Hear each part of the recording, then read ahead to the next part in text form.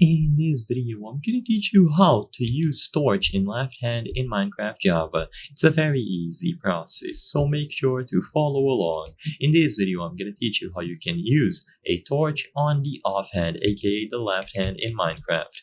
So to do this, just grab a torch, open your inventory, and keep in mind that I am doing this on creative, but it is also going to work for survival.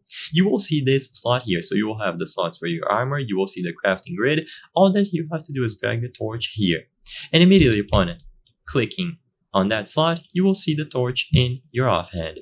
Now, if you right click anywhere, you will place the torch from your offhand. So you can go to a cave to explore and place down torches.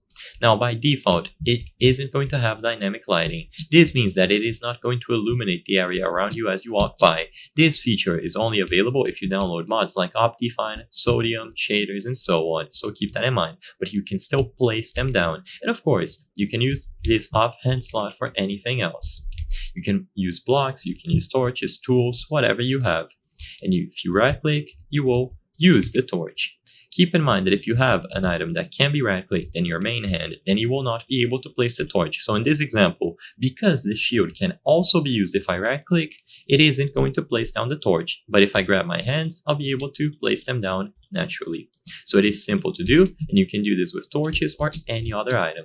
If you want dynamic lighting, like I said before, you will have to download mods that alter the properties of torches. Common ones will include Optifine, Sodium, and shaders, so choose whichever one you prefer.